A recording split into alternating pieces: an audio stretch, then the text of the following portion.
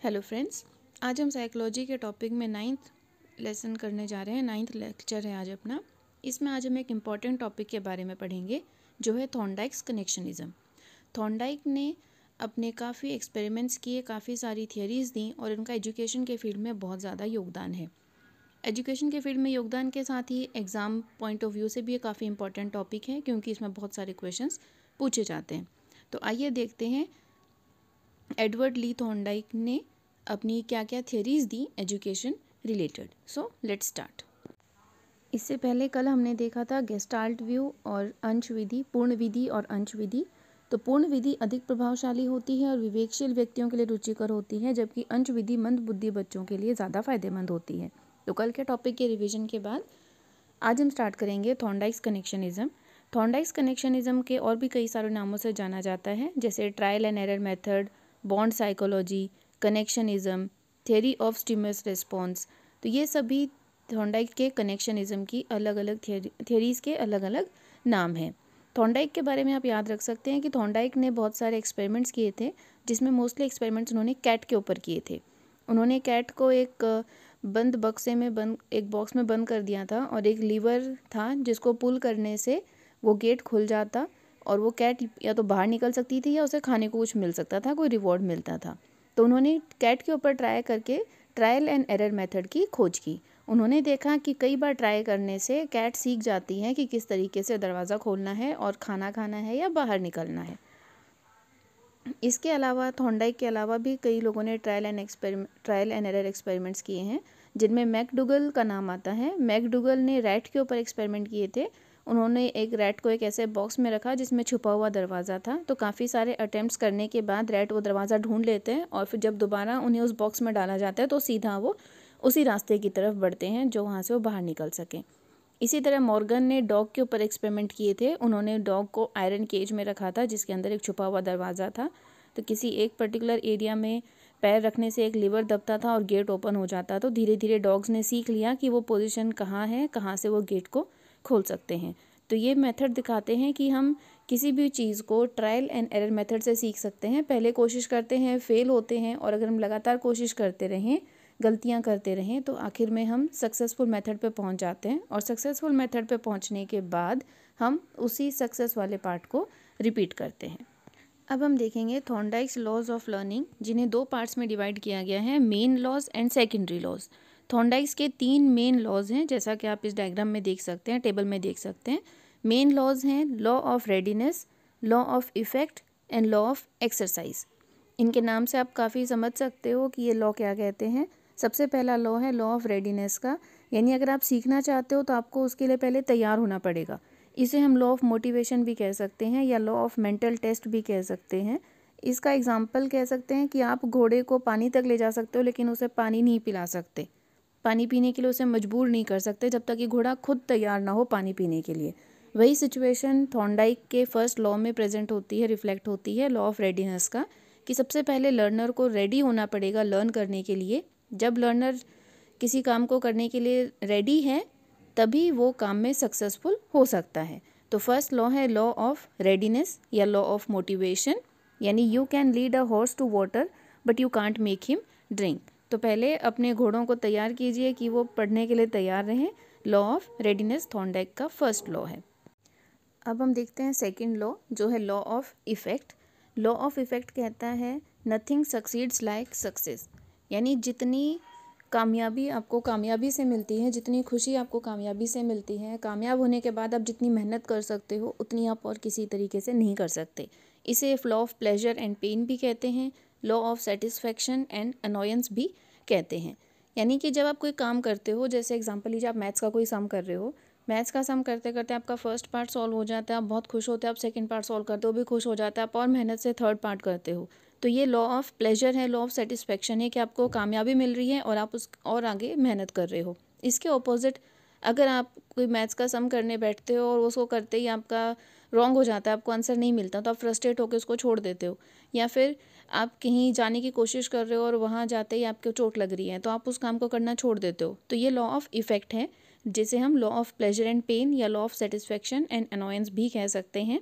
यानी जो इस काम का जो इफ़ेक्ट हो रहा है उसके अकॉर्डिंगली भी आप स्टडी करते हैं। अगर किसी काम को करने से आपको सेटिस्फेक्शन मिल रही है तो आप उसे और करने की कोशिश करेंगे, और जहाँ पर आपको कोई सेटिस्फेक्शन नहीं मिल रही है या किसी तरह की पेन हो रही है, अनोयंस हो रहा है, चाहे मेंटल हो चाहे फिजिकल हो, तो आप उसको करने से दूर हटते हैं। तो ये है nothing succeeds like success, law of effect. Thorndike का थर्ड मेन लॉ है लॉ ऑफ एक्सरसाइज, जैसे हम कहते हैं practice makes a man perfect, यानी जितनी आप प्रैक्टिस करोगे उतना ज़्यादा आप सीखोगे। तो ये है लॉ ऑफ एक्सरसाइज। इसे हम law of use and disuse भी कहते हैं। यूज़ का मतलब है कि जो काम आप लगातार करते रहेंगे, जिसकी आप एक्सरसाइज करते रहेंगे, आप उसमें परफेक्ट हो जाएंगे, वो आप अच्छे से कर सकते हैं। और डिसयूज़ इसका अपोजिट है कि अगर आप कोई काम काफ़ी दिनों तक नहीं करेंगे, छोड़ देंगे, तो जब उसको कई दिनों बाद आप करेंगे तो आपसे वो काम नहीं किया जाएगा। तो ये लॉ ऑफ एक्सरसाइज, यानी कि practice makes a man perfect. अगर आप चाहते हो कि आप किसी चीज़ में एक्सपर्ट हो तो आपको उसे बार बार करना चाहिए, और जिस काम को करने से आपको नुकसान हो रहा है या जो आप काम नहीं करना चाहते हो उसे हम डिसयूज़ में डाल सकते हैं। तो जो प्रैक्टिस आप, जो क्वालिटीज़ आप चाहते हो बच्चों में इनकलकेट हो, डेवलप हो, उनकी आप उन्हें बार बार प्रैक्टिस करवाते रहिए। तो ये हैं थॉर्नडाइक के 3 main laws, law of readiness, law of effect and law of exercise. आइए अब हम देखते हैं थॉर्नडाइक लॉज ऑफ लर्निंग के सेकेंडरी लॉज। थॉर्नडाइक के जो सेकेंडरी लॉज हैं वो मेन लॉज से ही निकाले जा सकते हैं, इसलिए उन्हें सेकेंडरी लॉज कहा है। तो एक बार आइए इनको देखते हैं। पहला है लॉ ऑफ मल्टीपल रिस्पॉन्स, यानी कि एक एक्टिविटी जब की जाती है तो उसके लिए आपको कई सारे रिस्पॉन्स मिल सकते हैं, ज़रूरी नहीं है कि एक एक्टिविटी का एक ही रिस्पॉन्स मिले। तो यह है law of multiple response. Second law है लॉ ऑफ सेट और एटीट्यूड, यानी आप लाइफ में क्या एटीट्यूड रखते हो, किसी प्रॉब्लम के प्रति आपका क्या नज़रिया है, वो आपकी लर्निंग को काफ़ी हद तक इफ़ेक्ट करता है। थर्ड लॉ है लॉ ऑफ पार्शियल एक्टिविटी, यानी आप इंपॉर्टेंट और लेस इंपॉर्टेंट टॉपिक्स को सेग्रीगेट कर देते हो, और इसे हम लॉ ऑफ पार्शियल एक्टिविटी कहते हैं। नेक्स्ट है रिस्पॉन्स बाय एनालॉजी। एनालॉजी का मतलब है कि आप एक चीज़, एक सिचुएशन में जो आपको परिणाम मिला है वही आप दूसरी सिचुएशन में अप्लाई करते हो, एनालॉगस सिचुएशन हो जाती हैं। आप एक चीज़ से, एक एक्सपीरियंस से दूसरा एक्सपीरियंस सीखते हो। तो ये भी सेकेंडरी लॉ है, रिस्पॉन्स बाय एनालॉजी। इसी के साथ है law of associative shifting, law of recency, law of primary effect, law of belongingness, law of intensity of stimuli. तो ये सब इनके नाम से ही पता है। Law of intensity of stimuli, जितना रिस्पॉन्स आपको मिलेगा, जितना तेज़ रिस्पॉन्स मिलेगा उतना ही तेज़ लर्निंग होती है। जैसे अगर किसी एक्टिविटी को करते समय आपको जितनी ज़्यादा गहरी चोट लगेगी या जितना बढ़िया आपको परिणाम मिलेगा, उतना ही इफ़ेक्ट आपकी लर्निंग पर पड़ेगा।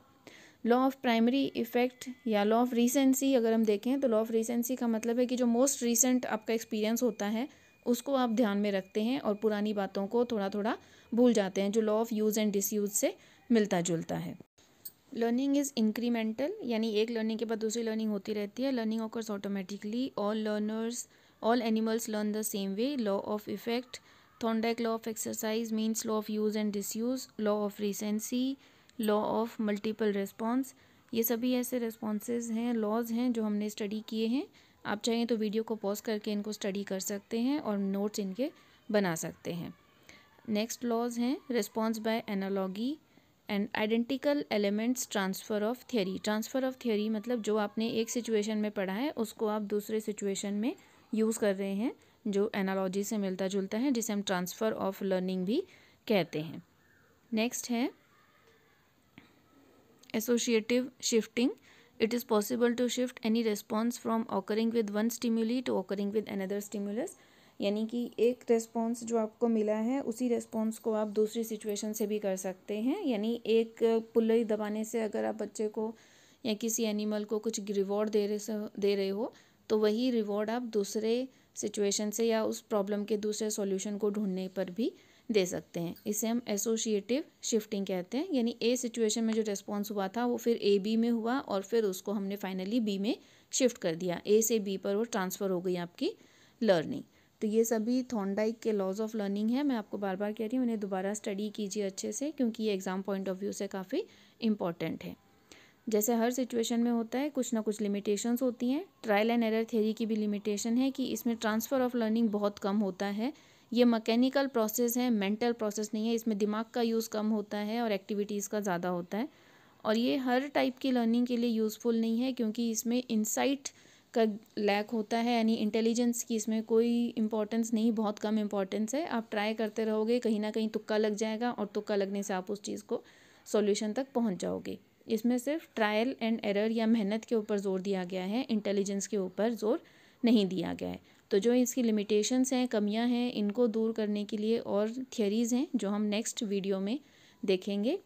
तो आज का टॉपिक हमारा था थॉर्नडाइक्स लॉज ऑफ लर्निंग। तो इन्हें दोबारा एक बार स्टडी कीजिए अच्छे से और एग्ज़ाम पॉइंट ऑफ व्यू से इसके लॉज को स्टडी कीजिए और एग्ज़ाम में इन्हें कहाँ यूज़ कर सकते हैं ये देखिए। थॉर्नडाइक के 3 मेन लॉज ऑफ लर्निंग को अच्छे से ध्यान से देखिए। Thanks for watching.